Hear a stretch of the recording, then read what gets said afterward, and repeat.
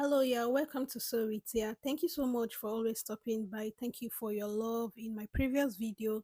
And in today's tutorial, we're going to be learning how to cut and sew this maxi dress. So this is a maxi dress with two tires and it also has a flutter sleeve. So if this sounds like what you would like to know more or learn about, do well to pay attention as we go through the process together. So this is the final look of my when I was done sewing and cutting. All right, fam, let's just go right into it. So here are the tools I'm going to be using. I'm going to be making use of this material, this rainbow material. It's a chiffon material, but the original design was created using a mesh fabric. So you can either use a mesh fabric or a chiffon material. This is totally up to you. And because a chiffon fabric is delicate to work with, I'm going to be drafting on a pattern paper, as you can see. All right, to get started, I'm going to create my origin line. That is going to be my start line, as you can see. And the first thing I'm going to do here is to take the length of my dress. Now, first of all, I'm imputing my armhole measurement. That's going to be my chest line, my shoulder to waist measurement, which is 15.5, and my hip measurement, which is 24 inches. Now, remember that this gown is a maxi gown, and the first length stop below the hip, some inches below the hip. For this particular upper part, I'm going to be making use of 30 inches. Okay, now my total length is going to be 56 inches, but for the upper part I'm going to be using 30 inches. Okay, now I explained this here. The full length of my gown, as you can see, is 56 inches, and we need three parts for this gown. So the first part is going to be 0 to 30 inches, which I'm drafting on the paper. And for the tires, I'm going to be dividing the left inches, that is 26 inches, into two. Now you can make this equal, you can make it greater than each other. This is totally up to you. So now I'm going to go ahead to continue drafting on the first part of this gown. So I went ahead to impute my shoulder measurement divided by 2 on the chest line and on the origin line, which I connected with a straight line. On this line is where I'm going to be having my armhole curve, as you can see. After doing that, I came down on that straight line by 1 inch in order to be able to create my shoulder slope. And after doing that, I went in with my neck width and my neck depth. For my neck width, I'm making use of 3 inches, and I'm going to be drafting the front and the back neck on neck depth on the same pattern paper. So for my neck width for the back and the front, I'm going to be putting it on the same place. Okay, so my neck depth for the back is higher and my neck depth for the front is lower. Now this is totally up to you, but going by this tutorial, what we have, it's like a high neck. Okay, so I'm going to be making use of 3 inches for the depth of the front and like 1.5 inches for the back. So I went ahead to label, and I'm sorry, at this point my marker just decided to disappoint me, so I had to go ahead to make use of a pen. So now I divided that armhole line into two, and I'm going to be coming in by 0.5 inches, after which I went to my chest line and I imputed my bust measurement divided by 4. Now this is going to help me create my shoulder, my armhole curve with the help of my pattern master. Now this is going to be for the front shoulder, for the front armhole rather, and for the back armhole, I'm just going to connect that point to the mid part without coming in. Remember I said we are going to be using the same pattern to cut the front and the back parts. After doing that, I'm going to go ahead to the waistline and I'm going to be imputing my waist measurement, that is my waist round measurement divided by 4. In this case here, I'm working with 30 inches divided by 4, that is 7.5. And on my hip line, I'm going to indicate my hip round measurement divided by 4. And in this case, I'm working with 40 inches divided by 4, that is going to be 10 inches. Now, because this is a maxi gown, I'm not going to be adding that, okay, to this gown. Okay, I'm just going to shape it like that. So this is a dartless gown. And remember I said the original design was done with a mesh fabric, so it stretches if you're going to be using a mesh fabric, so you don't need to stress yourself over the darts. Now on the lower parts, remember on the hip line I used 10 inches, so on the lower part I'm going to be using 9 inches, meaning I just took away 1 inch from the hip line measurement, like the hip measurement. This is to make our gown like curvy. At that point it's going to make it look curvy and it's going to have more shape. So after doing that, I connected that point together and I just went in with my pattern master to give those sharp edges slight curve, as you can see.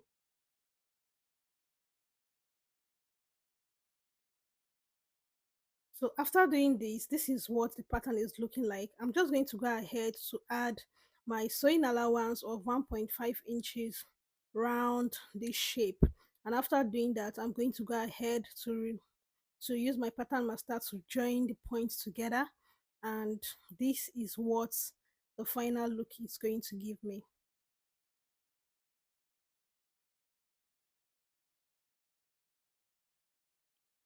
Okay, so this is what the final look is giving me. The next thing I'm going to do now is to add my shoulder allowance, sewing allowance of 0.5 on the upper part, as you can see, and I'll go ahead to trim the back neck and the back armhole first. The back neck and the back armhole first, because I'm going to be using this to cut my back pattern next. So from this what the pattern is looking like, and I went ahead to fold my fabric into two, okay, because we're going to be using this to cut the back like I said, and in front I left about 1.5 inches, which is going to be for my zipper allowance. So I also went ahead to pin this down, as you can see, and on the waist point I'm going to be going in by 0.5 inches. Now this 0.5 inches is just to eliminate any form of zip bulge I'm going to be having, okay, when I'm done fixing my zip. So I'm going to be connecting that 0.5 inches to meet the 1.5 zipper allowance on the back, and I'm just going to connect it down. So what we're going to have at the end of the day is that after cutting this out, the waist point is going to go in a bit compared to the upper part and lower part of the back pattern. And after doing that, I'm just going to go ahead, as you can see, to carefully trim the excess I don't need out.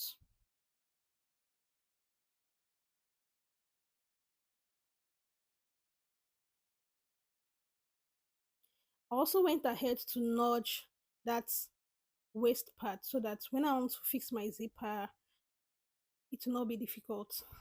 So after doing that, I just went ahead, to trim out my back pattern, and this is what the back pattern is giving me. Now I'm going to be making use of this zipper, and what I'm doing here is to know where the zipper is going to end, because we're going to be marking that point. That's just 1 inch before where the original zipper end, and the remaining points we're going to be joining it together. Okay, so after doing that, I went ahead to trim out my back neckline and my back armhole so that I can use the same pattern to cut out my front piece. So now for the front, this is the center front now, it's going to be cut on fold. So I folded my fabric into two, okay, as you can see, and I'm just going to go ahead to cut out my front piece. So this is what my front pleats look like. Now on the lower part, I measured what I have there outside my sewing allowance, and it is 9 inches. Now I'm going to be doing a bit of explanation here. Now I know my hip round is 40 inches, and after shaping what I have is 9 inches. Now that 9 inches times 4, remember the hip round is going to be like 36 inches. Now I'm going to be having two tires, like the first tire that is going to be 36 inches. Now this times 4 I'm putting there, it depends on the amount of fabric you have. You can do times 1.5, you can do times 2, times 3, times 4, times 6. It depends on how much fullness you want. So that means my lower part circumference times 4 is going to give me 144 inches. Okay, that's going to be my wideness. And remember, this is two tires. The first layer is going to be about 15 inches and the second layer is going to be about 11 inches. But to the first layer, I'm going to be adding 2 extra inches, and this inches is going to be for my weaving at the top and the lower part and the joining. So at the end of the day, I'm going to be cutting 144 by 17 inches. Okay, and for the second tire, which is going to be on the lower part, is going to be 36 inches times 8. Now, how I got this 8 is 2 times the original 4 I used in multiplying the first tire, and that gave me 288. Now, this 288, the length of this one is going to be 11 inches, but I added 3 inches to this. That 3 inches is for joining, for weaving, and for turning. So at the end of the day, I'm going to be using 288 by 14 inches. I hope you understand that part. If you don't, please, you can go ahead to recheck. So after doing that, I went in with the first layer first. Remember, the first layer is 144 inches by 17 inches. So you can the length I'm using here is 17 inches, and for the breadth, this is what I'm measuring. And at the end of the day, what I have on this first layer is like 147. Now for my second tire, this is it. As you can see, I have 14 inches, okay? And 14 inches, remember I need about 288 inches in breadth. So I'm just going to go ahead to cut it out in rectangle. And after doing that, for the first layer, first tire rather, I'm going to go ahead to weave the both edges, okay? I'll weave the both edges, and for the second tire I'll only weave one edge. The lower end is going to be folded like this, so I'll be doing that off camera. So fam, this is the back pattern, and as you can see, I went ahead to pin the zip up side. So, and that is what the neckline look like. I'm going to be cutting a facing for this back, and after opening it up, this is what I will have. Then I'm going to cut a facing to turn the neckline for the front off camera, and I'm going to be placing both on each other like this, the right side facing right side. Then after turning with facing, I'll go ahead to join it at the shoulder, and after joining at the shoulder, I'll go ahead to shape it at the side using bust measurement, waist measurement, and of course the hip round. So this is what I have after joining it. As you can see, I went ahead to fix, to join the facing to it. I also went ahead to weave the inner part, and the lower part where I'll be joining, this is what I have. And let me just flip this over for you to see what the rough edges look like. I also went ahead to fix my zipper, as you can see. So this is what I have. Now I'm going to be turning to the right side and we're going to continue.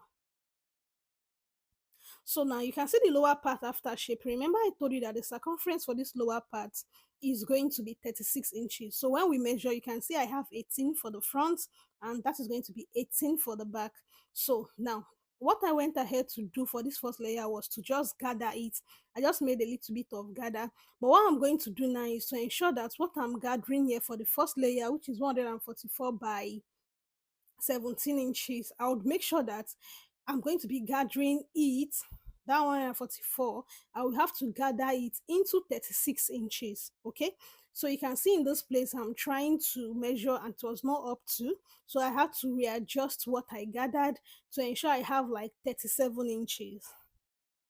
I need 36, but I needed to gather to 37 simply because I'll be joining both end with half an inch. So you can see what I have, right? So I'm just going to go ahead to join these two parts together, the right side facing right side. I'll join these two parts together after gathering and after being sure of what I need. So look at the way I'm flipping it over. This is the right side facing the right side. Make sure everything you are doing is equal. Now I'm going to go ahead to use half an inch to join both sides together. Then after doing that, the center front, which is the other part, I will notch it, and I'm going to be pinning that to one side of my gown. So let me show you what I mean. So you can see the back where we have the zipper. That is where I'm going to be joining that part that has the joining on the gathered fabric. Then the center front, I'm going to be pinning it down with the center front of the gathered fabric, and I'm going to join it and show you what it looks like. So you can see after joining, you want to take your time when you are joining because it can take a bit of you being careful and not, rushing, especially if you're a total beginner. So this is what the first tire looks like after joining. Okay, now you can see that it's a bit full, and that's because I did this 4 times. If you're using like 1.5 or 2, it would not be as full as this. So the next thing I'm going to do is to, measure what I have on this tire I just fixed. So I'm going to be measuring everything I have there.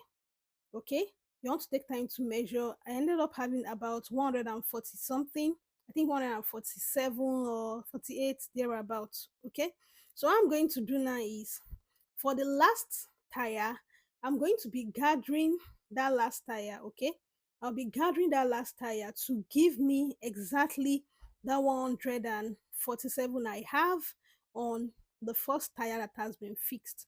So initially in this place, what I have was not up to at all. So I had to readjust the gather. I had to readjust it, and that's why you should not cut your thread after you are done gathering.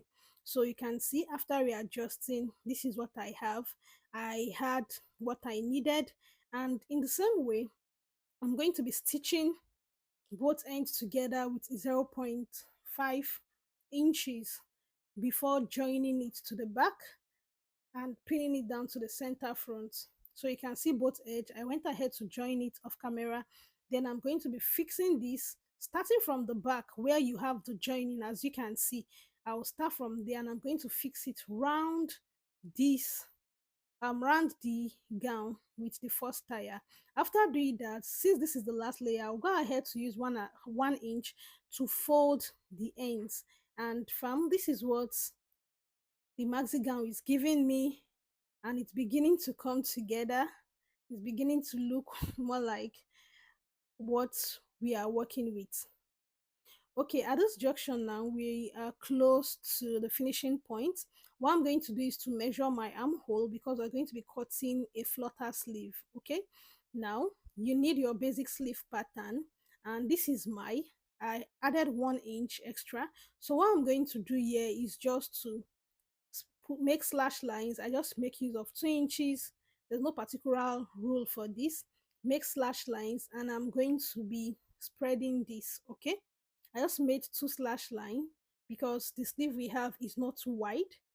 I'm going to be making 2 slash lines like I said. You're going to be cutting very close to the tip, but not true. And after cutting like this, I'm going to be spreading by 2 inches. Okay, now one thing you need to pay attention to is the way I'm going to be folding my sleeve. So I'm going to be folding in form of a rectangle in order to have that flare effect. Okay, I'm not folding straight, mind you, I'm folding in form of a triangle, rather not rectangle, a triangle. So I'm going to be placing my sleeve. You can see the center front of the sleeve was placed at the edge of this triangle folded fabric. So I just went ahead to spread by 2 inches, and I'm going to be pinning this down because, like I said, it can be very difficult to work with a chiffon fabric. It's very slippery. So that is why you see I'm taking time to just pin and to ensure everything is in place.